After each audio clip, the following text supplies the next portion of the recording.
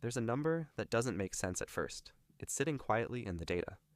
In Phoenix, Arizona, a 3-bedroom suburban house with a beige stucco exterior is renting for $2,850 monthly. The house has a 2-car garage and sits in a quiet, unremarkable cul-de-sac in suburban Phoenix. Inside, the kitchen is open plan. The countertops are cheap white laminate. Nothing about it feels intentional.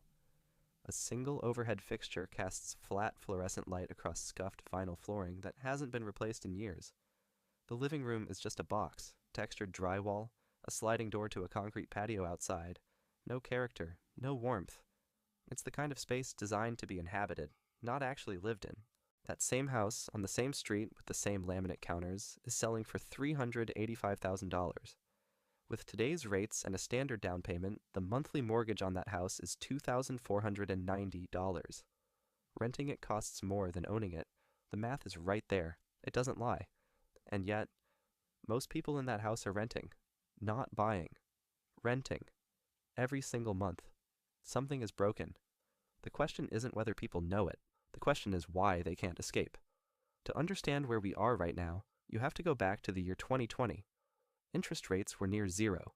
The Federal Reserve made borrowing almost free in response to a global shutdown. Within 18 months, the U.S. housing market completely transformed. Investors bought in volume. Prices began climbing fast. Remote workers moved from expensive coastal cities into mid-tier markets. Demand surged in places it hadn't before. Prices responded to that sudden demand and rose at a rate the country hadn't seen in decades. By 2022, the Fed reversed course entirely. Rates climbed, then climbed again, then climbed one more time. But here's what didn't happen. What nobody expected to stay frozen for this long. Prices didn't fall. Home values in most U.S. markets stayed elevated. Sellers refused to list at a loss and waited. Inventory remained too tight for demand to soften in any meaningful way across most American housing markets. The result was a strange and deeply uncomfortable standoff between buyers, sellers, and a market that stopped moving. Buyers couldn't afford to buy because rates were too high. Monthly payments had become genuinely unmanageable for most.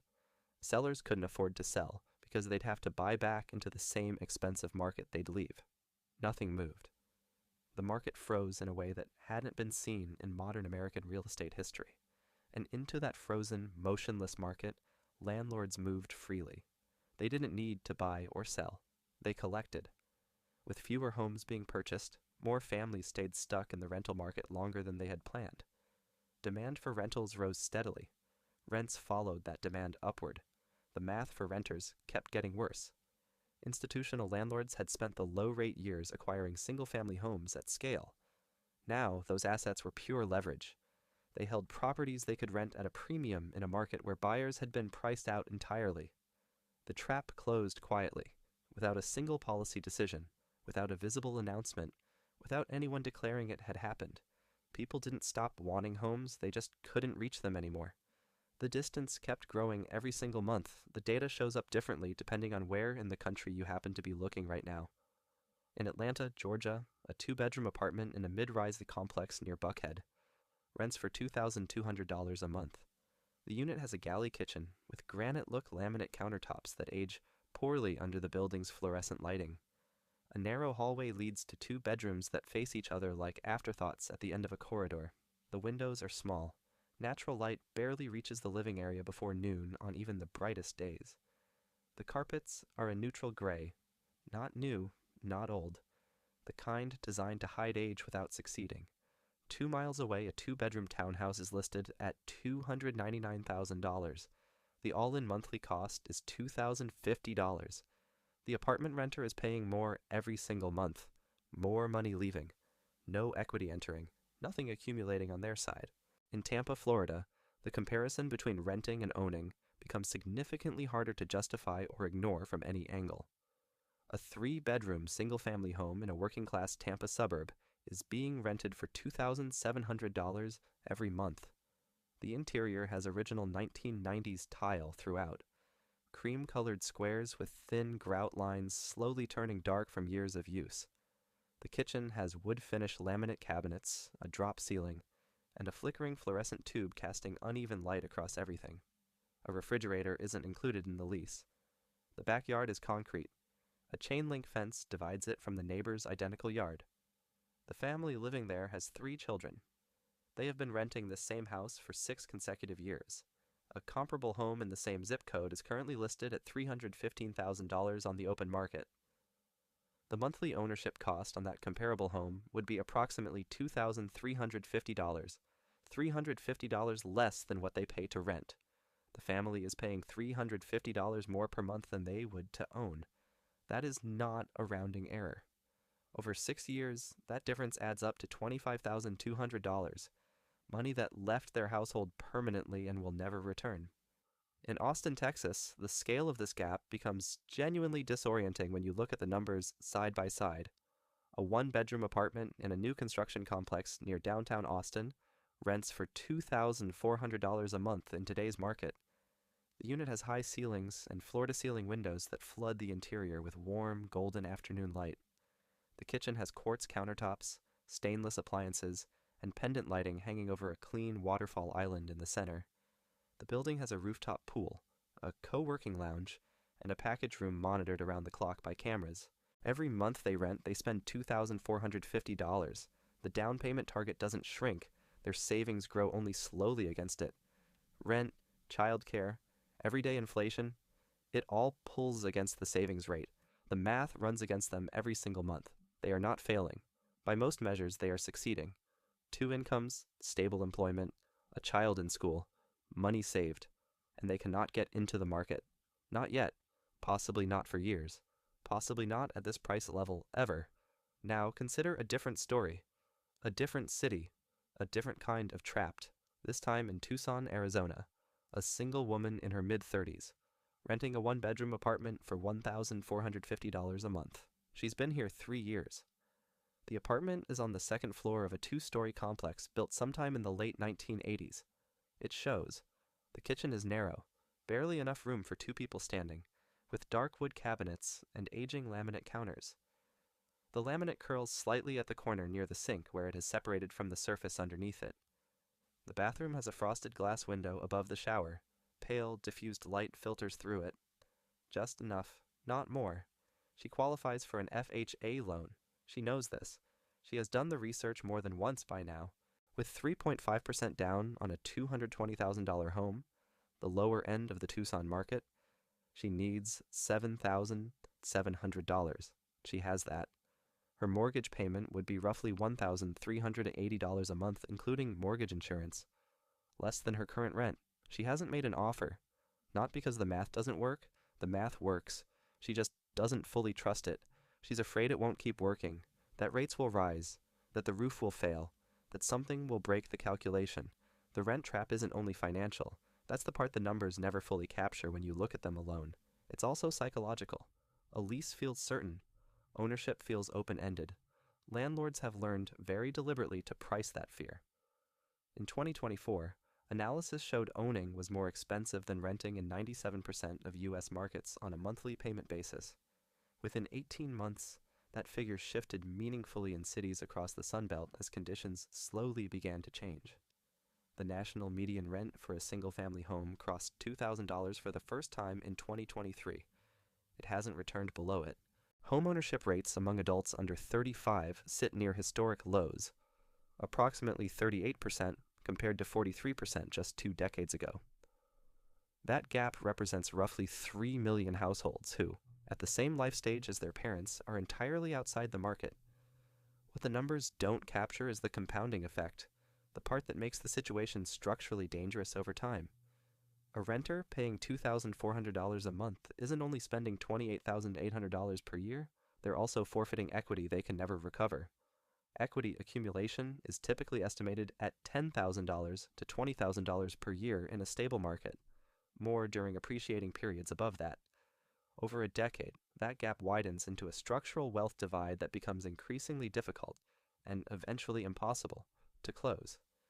This is how middle-class wealth formation breaks, not through catastrophe, not through crisis, through math, through quiet monthly compounding loss, not through dramatic failure, through a decade of decisions where renting felt like the only option just within reach, But something changed in the last 12 months, something that isn't being discussed widely enough in the mainstream housing conversation.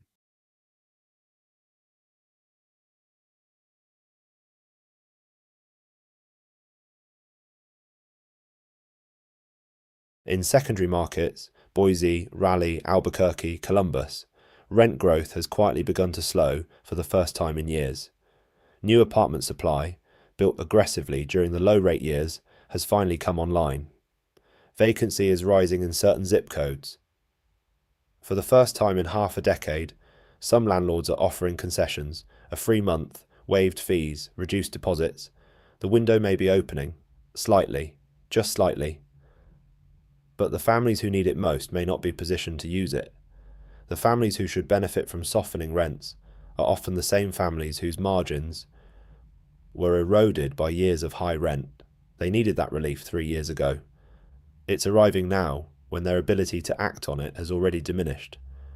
The people who could buy during this window are largely those who never had to leave the ownership market entirely, those who bought before rates rose, those with assets, those with family wealth available to bridge the remaining financial gap.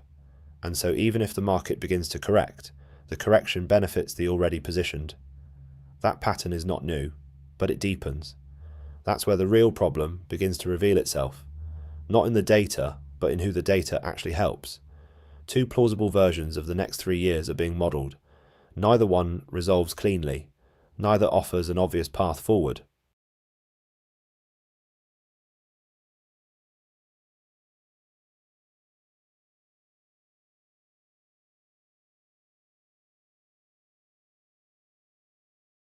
In the first version, rates fall meaningfully, below 5.5%. Pent-up demand, suppressed for years, releases all at once into the market. Buyers flood in simultaneously. Inventory remains tight. Sellers list, but not fast enough to absorb the sudden surge of demand. Prices rise again. The middle-class renter, who waited for rates to fall, now competes with millions making the exact same bet. The window they waited years for may close faster than it opens. Timing the market is rarely as simple as it looks. In the second version, rates remain elevated. The economy slows. Job losses accumulate in rate-sensitive sectors: construction, finance, real estate services. Some homeowners who stretch to buy at peak prices find their monthly payments unmanageable. Distressed listings begin entering the market. Prices soften in vulnerable markets, but credit conditions tighten at the same time, reducing the number of people who can qualify. Lower prices, fewer qualified buyers. The math improves on paper. The access to that math does not improve with it. The risk isn't that one scenario plays out and not the other. Both paths carry significant and unresolved structural risk within them.